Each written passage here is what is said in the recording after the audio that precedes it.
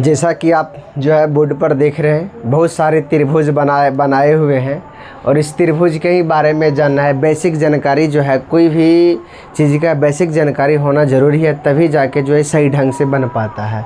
तो जितने भी अभी इस बोर्ड पर हम नाम लिखे हैं, सभी के बारे में बताएंगे कि त्रिभुज में वो चीज़ कहाँ पे होता है और इसको क्या कहा जाता है। ठीक है, तो आप लोग जो है इस वीडियो को त्रिभुज के बारे में सीखने के लिए जो है इस वीडियो को पूरा ज़रूर देखिए और बड़ा मज़ा आएगा देखने में और समझने में। तो सबसे पहले शुरू करते हैं। जैसे कि यहाँ त्रिभुज दिया गया है, इस जितने भी चित्र बनाया गया है ये सभी त्रिभुज ही बनाए हुए। ठीक है, त्रिभुज में इतना भाग होता है, इस सब के बारे में जानना ज़रूरी है कि कहाँ पर कौन होता है। पहला नंबर में जो है शीर्ष का अंग्रेजी होता है वर्टेक्स। तो ये जो होता है ना, ये शीर्ष होता है त्रिभुज का। तो एक तरह से त्रिभुज में 3 शीर्ष हो गया, यानी ये भाग क्या है, त्रिभुज का शीर्ष है।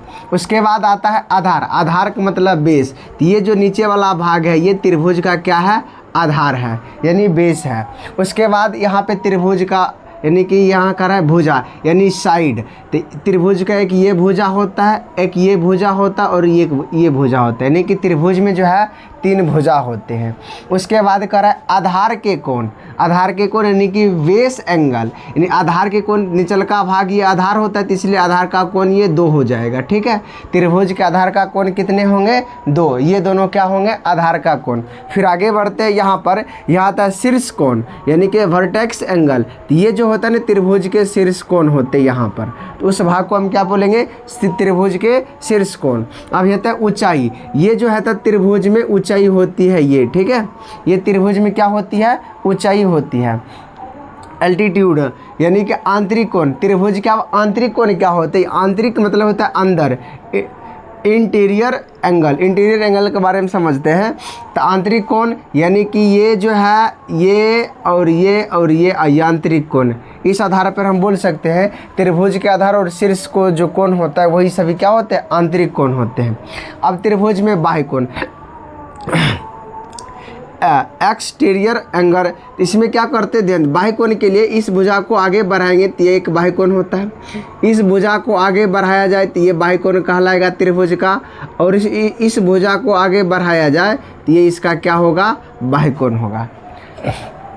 इस तरह जो है त्रिभुज का क्या होता है, बाह्य कोण होता है। आगे यहाँ समझते हैं, यहाँ पर त्रिभुज की परिमाप, ये परिमाप जो होती है ये कोर यानी चारों भुजाओं को जो है मिलाने पर क्या बनता है, परिमाप। अगर इसको ABC मान लिया जाए तो परिमाप जो होगा AB + BC + CA, ये क्या होगा इसका परिमाप, यानी कि तीनों भुजाओं का योग, तीनों भुजाओं का योग, ये क्या होता है, त्रिभुज की परिमाप होती है।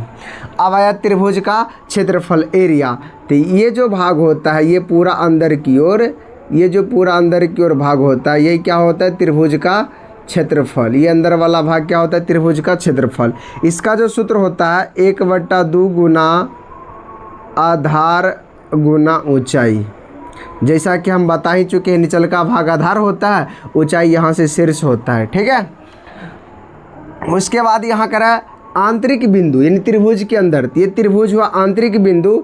ये बिंदु यहाँ पर लगा देते, यही क्या कहलाएगा, ये आंतरिक बिंदु कहलाएगा। या ये वहाँ लगा देंगे, ये भी आंतरिक बिंदु है। यानी त्रिभुज के अंदर कोई भी बिंदु लगाए तो ये सब क्या कहलाएंगे, आंतरिक बिंदु, इंटीरियर पॉइंट कहलाएगा। बाह्य बिंदु का रहा है तो त्रिभुज के बाहर यहाँ लगा देंगे तो ये भी एक्सटीरियर पॉइंट कहलाएगा। यहाँ लगा दे, फिर यहाँ लगा दे, फिर कहीं भी बाहर त्रिभुज के बाहर बिंदु लगा देंगे तो ये क्या कहलाएगा, बाह्य बिंदु कहलाएगा। उसके बाद त्रिभुज में कुछ माध्यिकाएँ भी होती है, तो आप समझ लीजिए माध्यिकाएँ क्या होती है, याद रखिएगा।